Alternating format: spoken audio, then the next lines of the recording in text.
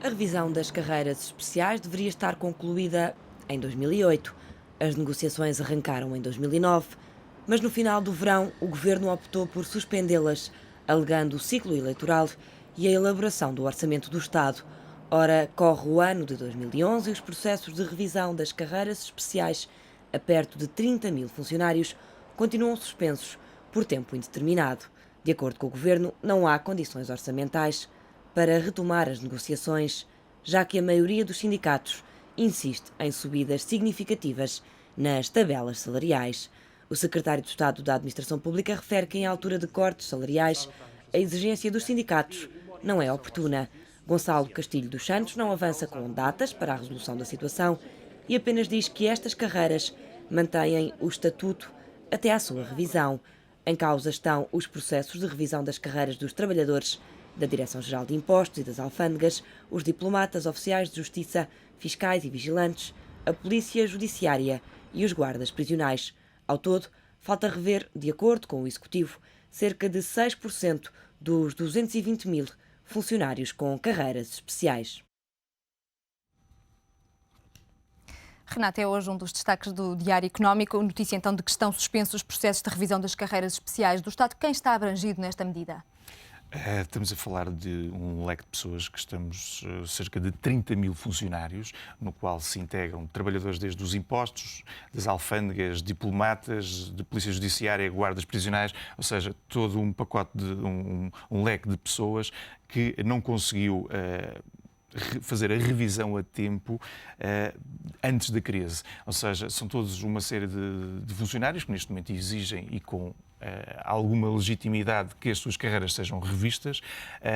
O momento é que não é o mais oportuno, porque está a ser pedido a todos os portugueses que façam um esforço adicional e alguns funcionários do próprio Estado, ou seja, os colegas destes senhores que neste momento pretendem que seja feita agora uma revisão das suas carreiras, levaram um corte salarial drástico, incluindo os próprios, no seu ordenado. Ou seja, é contraproducente neste momento estar a pedir uma revisão da carreira e um aumento salarial quando acaba de ser anunciado um corte salarial para a generalidade dos funcionários públicos. Ainda assim, quem está em falta é o Governo. Essa revisão deveria ter sido feita até 2008. Como resolver esse problema agora, em plena crise? Não se resolve. Por isso, simplesmente, o Secretário de Estado já o disse ontem, está congelado por tempo indeterminado e eu acho que bem, porque neste momento não é tempo para rever carreiras, neste momento é tempo para estancar toda a crise financeira que neste momento o país enfrenta, e um dos primeiros passos a dar é exatamente não fazer com que aumente os custos do Estado. Ou seja, era um contrassenso neste momento estar a pedir um esforço adicional não só aos funcionários públicos, mas também à totalidade dos portugueses e a alguns funcionários, neste caso estamos a falar de 30 mil pessoas, serem revistas as suas carreiras. O que implica especificamente esta revisão? Implica naturalmente um aumento dos salários. Só isso? Não só. Há aqui vários pontos abertos. Na progressão estamos a falar de uma avaliação das carreiras não só do passado, mas, sobretudo, a progressão que se faz para o futuro e, evidentemente, que o pano de fundo terá implicitamente também uma progressão salarial. Por agora, também as negociações estão paradas. As negociações estão paradas, foi ontem referido pelo Secretário de Estado,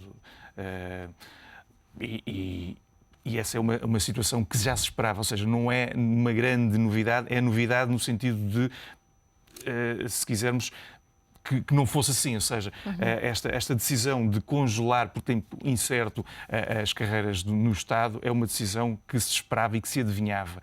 Foi ontem assumido publicamente, por isso é que nós decidimos fazer manchete, e é um sinal para o mercado interno e também para os mercados internacionais que o Estado está predisposto a cumprir todos os objetivos impostos no Orçamento de Estado, nomeadamente do controle de custos do Estado.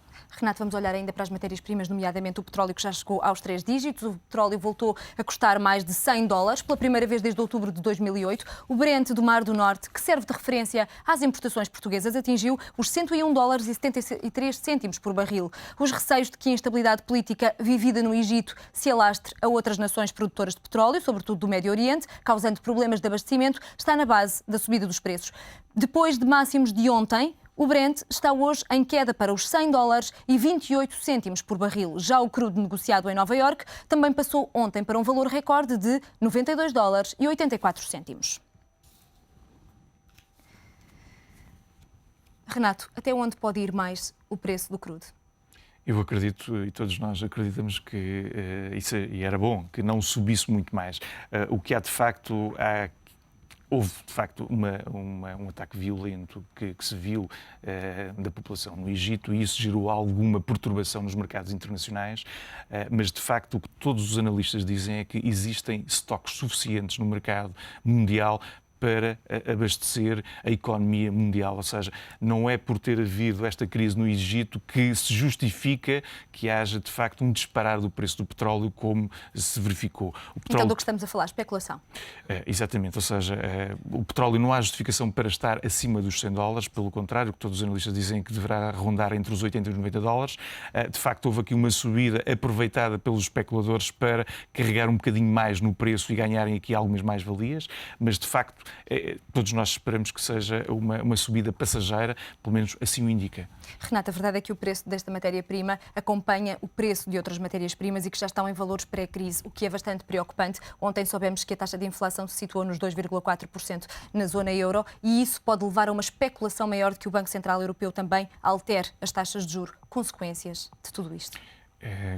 Se houver, de facto, uma subida da inflação e uma subida da taxa de juro como se espera, para controlar exatamente a subida da inflação e a subida dos preços, obviamente que todos os portugueses irão pagar a fatura, não só todos os europeus, se assim queremos, porque a subida das taxas de juro implica um esforço adicional para pagarmos a nossa dívida. E isso, obviamente, carregará ainda sobre a crise portuguesa uma nuvem mais carregada do que aquela que nós neste momento temos, de facto. Mas neste momento, olhando apenas para os preços das matérias-primas e para o preço do petróleo em particular, não há um grande receio, de facto, que o preço do petróleo possa subir muito acima dos $100. De facto, quando olhamos para os outros preços e para o cabaz do resto das matérias-primas, de facto, tem havido um aumento desmesurado e às vezes nem sempre justificado das matérias-primas, e isso faz com que mais tarde ou mais cedo o BCE seja obrigado a rever a taxa de juros. Muito obrigada, Renato.